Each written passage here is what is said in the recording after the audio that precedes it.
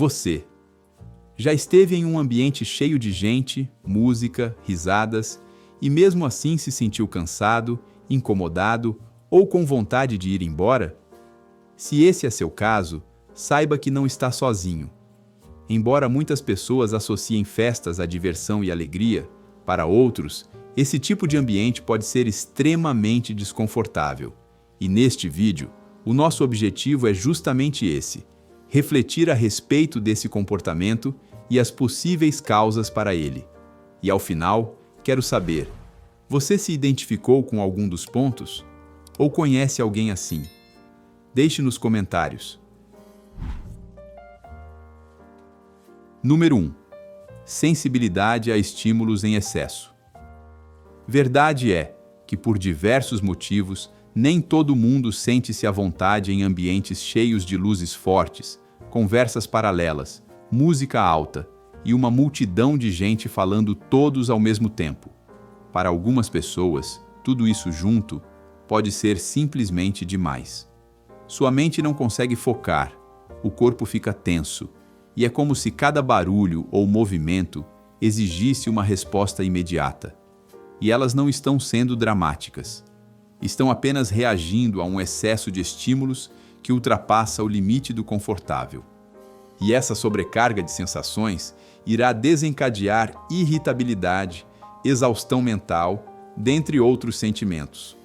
O que é exatamente o oposto do que se espera de festas, ou seja, o contrário de diversão.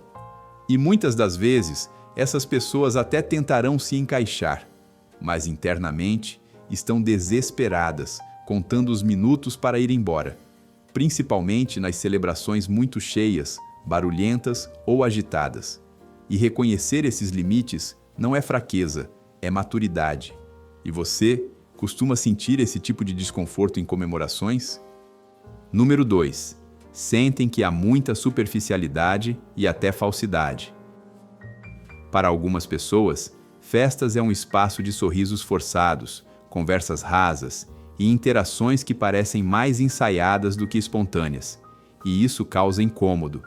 E o sentimento de que muitos ali estão apenas representando um papel, rindo por educação, elogiando por hábito, interagindo por conveniência.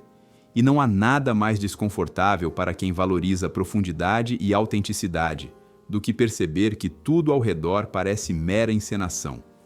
Enquanto alguns se sentem revigorados nesses encontros sociais, outros saem emocionalmente esgotadas por sentirem que não houve nenhuma troca verdadeira.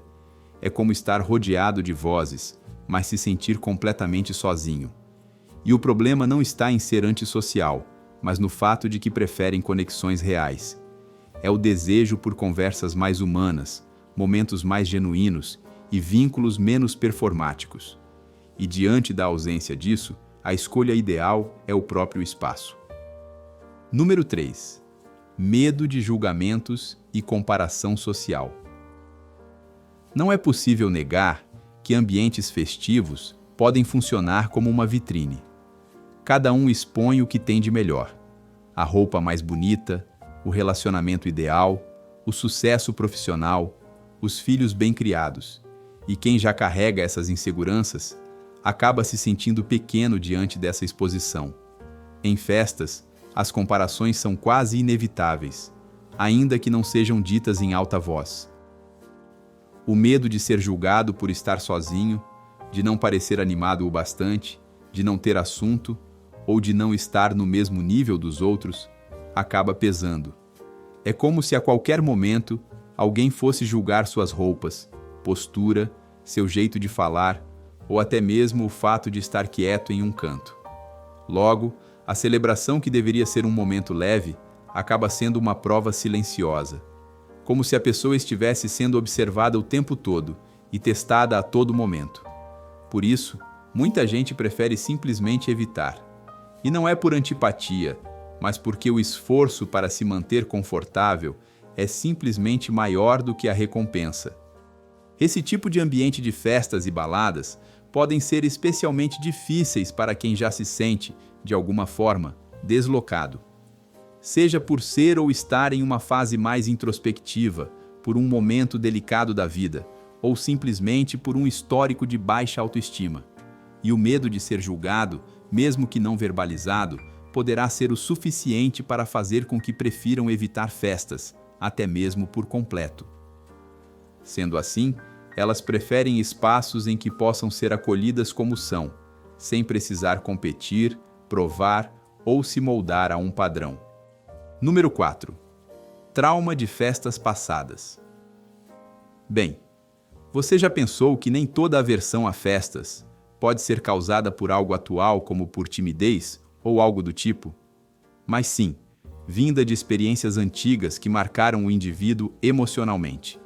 Um aniversário onde se sentiu excluído, uma confraternização onde foi alvo de comentários maldosos, ou uma noite onde algo constrangedor aconteceu.